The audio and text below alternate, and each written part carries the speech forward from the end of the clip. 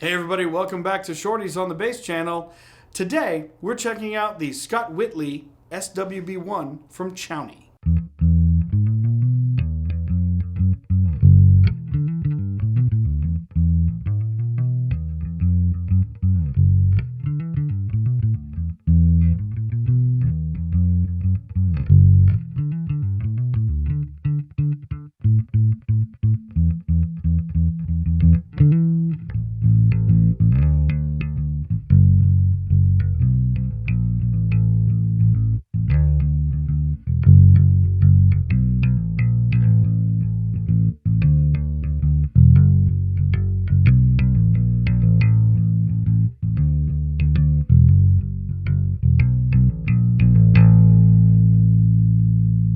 Alright, now if you don't know who Scott Whitley is, don't worry. Go ahead and Google up some big country and maybe some older Animals tunes, and then you will get a little familiar with the guy. We're not going to play any of those tunes on this particular video, so sorry to offend any Scott Whitley fans out there. Before I get into this bass, I do have to throw out a huge shout out to Jenny from Talk Bass, who graciously lent us this bass for this video.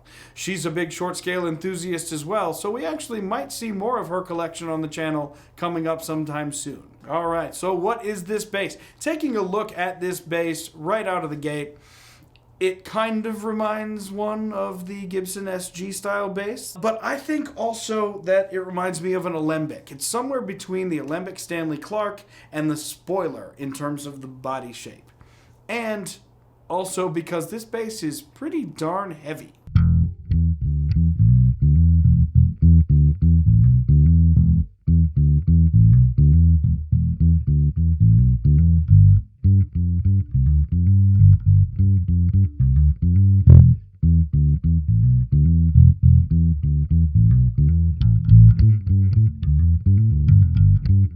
What makes this bass heavy? Well, let's go ahead and take a look at the specs and see if we can suss that out, shall we? The body of this bass is a pretty substantial piece of solid ash, which doesn't have any of the big relief cuts in it, the belly carve, the arm carve. It's just got a rounded profile on the edge, and otherwise it is a solid slab body. It's got a maple neck with an ebony fingerboard on it that's got 24 frets. Individual monorail bridges give us an 18mm string spacing. The scale length is 30.75 inches, so it's a tiny bit longer than most of the shorties that we've been looking at. The nut width, I don't know the exact spec on, but it's pretty much somewhere between a J and a P. I'm gonna guess somewhere in the ballpark of 1.6 inches. That's what she said. The interesting bit of this bass, or the intriguing bit, I'll say, of this bass, is the controls and the electronics. So, this is the standard version of this instrument. There's also an SWB-1 Pro, which has a little bit different electronics package and a little bit different wood options and costs quite a bit more. But this is the SWB-1 standard, and it's got two jazz pickups that are branded Chowny. It's got an active and passive setup in the controls. So it's got an active preamp, which I believe is from EMG, but it's got a push-pull pot so that you can flip it between active and passive modes. You've got a three-way switch that operates normally, as you would expect, flipping between one pickup or the other pickup or both pickups. You've got a volume knob that also performs normally. But the interesting bit starts with the tone knob. So the knob down here, yes, camera back to me because I'm going to show you this knob.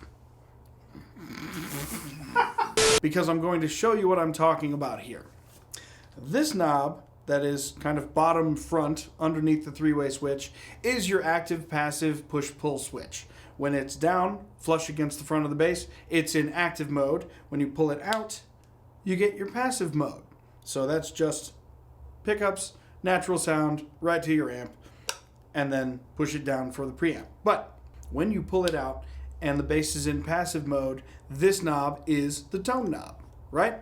That's pretty standard, I think. However, when it's down, it doesn't do anything. It's just a dummy knob when it's in the active position. When you're in active mode, you get these two stacked knobs to play with. So This knob, the top of the stack, is your tone knob for the active circuit.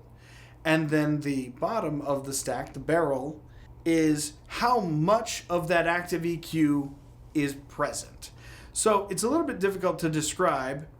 Both of those knobs in the stack are center detanted, so it feels like the tone knob is maybe a tilt EQ or a scoop and hump for the mids, and then the bottom of the stack is a how much of that is applied. But we don't know exactly. We can't really figure out by listening exactly what's going on with the knobs and with the way the preamp works. So that's all the information that we have on the preamp. Use your ears and see if you can figure it out. And let us know in the comments below what you think is going on.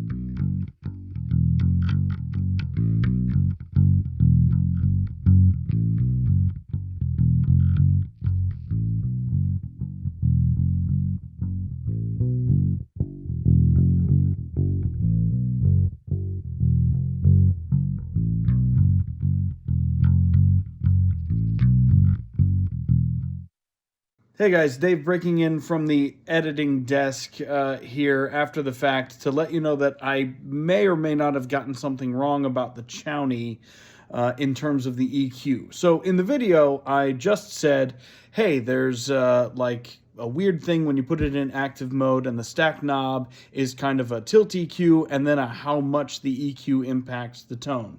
That came from a note that Jenny included in the case with the Chowny bass. I don't know if she wrote the note herself about the operation of the controls or if they sent it to her along with the bass when she got it. What I do know is that now, according to the website, the Chowny SWB-1 standard that you can buy, the controls operate as such. When the active switch is in the active position, that stacked knob is a simple two-band treble and bass, boost and cut. So your mileage may vary. I do know that there was a change in where the SWB-1 standards were made or are made. I think over the course of the lockdowns and such, they actually moved locations as to where they were making them.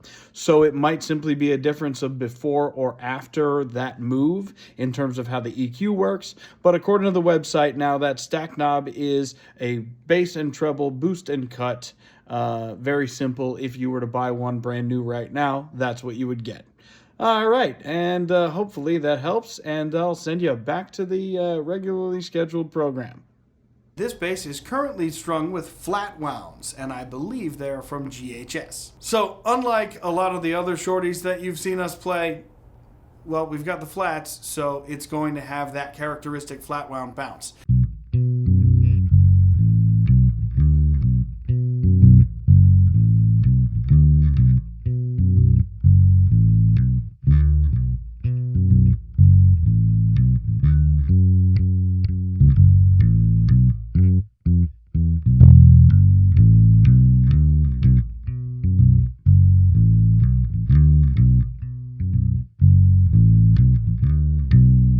All right, now my impressions of this bass. This is one of the ones that I had always been curious about, but Chownys aren't exactly available down the street at your local guitar shop. So this was kind of a lucky thing. I think this bass that's a little heavy, honestly, surprisingly heavy for the size of it, but we've seen that before in a couple of our other shorties. The Squire Bronco, for example, is a big heavy thing, and this is a fairly substantial bass as well. It doesn't have a whole lot of neck dive, and I believe that is because the body is where all of the weight is, but The strap button is at the 17th fret, so you might get a little bit of dive if you've got a slippery strap. I liked the overall feel. I like the neck shape. It's not too narrow. It's not too tiny. But it was very difficult to kind of get along. For me personally, it was very difficult to get along with the EQ. It definitely is one of the... I'm a passive vintage tones kind of guy, but I definitely think that the active EQ helps this bass. Just gives it a nice thick character, but still has a nice sheen over top. The problem comes in when you start cranking the EQ up, or cranking the treble up, I guess, as it were.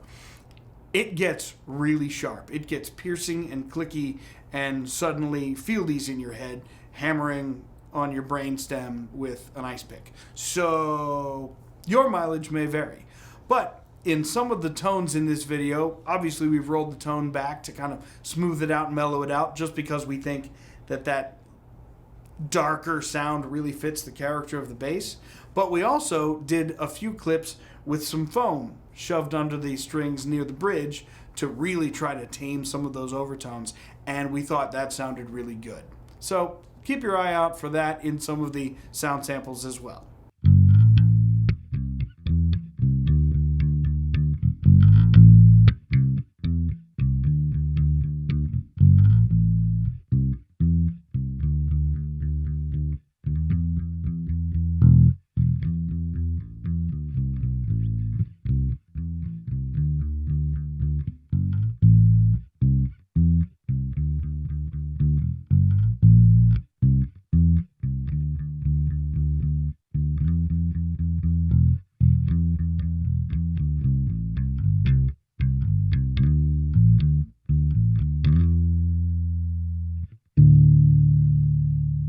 One of the reasons that we surmise for a lot of that high-end clacking and really sharp top end is actually down to the flats.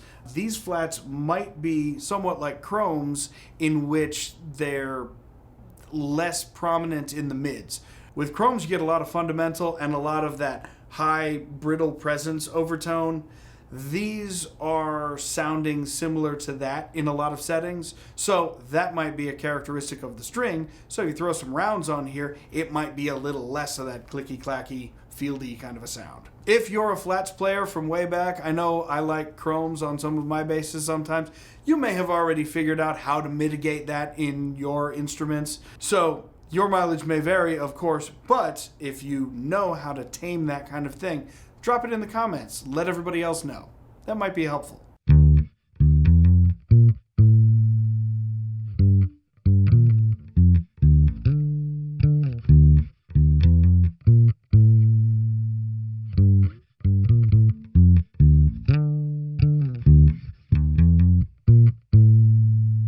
All right, so another Shorties has come to an end, and this one I thought was short and sweet, if it had a little bit of a confusing bump along the way with the EQ and the preamp, but in all, pretty decent instrument. Go ahead and check one out if you can get your hands on one. And thank you again to Jenny for loaning us this bass.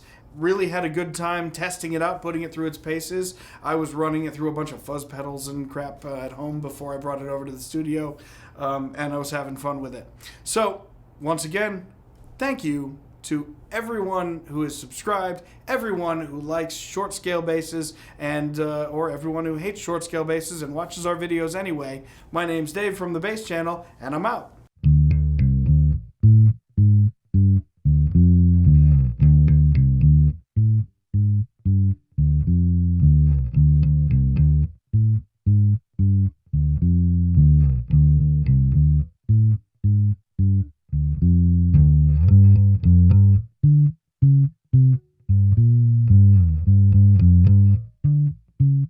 Thank you for watching all the way to the end of this video, and thank you for being a subscriber if you are a subscriber. Just wanted to break in here real quick and remind everybody that if you haven't seen it below the videos, we've got merch nowadays. We've got stickers, we've got coffee mugs, we've got beach towels, and we've got t-shirts like this one, or this one. How about this one? Or this one? And of course, we can't forget about that one. But hey, if you don't feel like buying any merch, that is all right. If you'd still like to support us and kind of help us keep the lights on around here, you could maybe become a channel member. That would that'd help out a little bit. And at any rate, go ahead and subscribe or check out one of these other videos here. And we'll see you next time.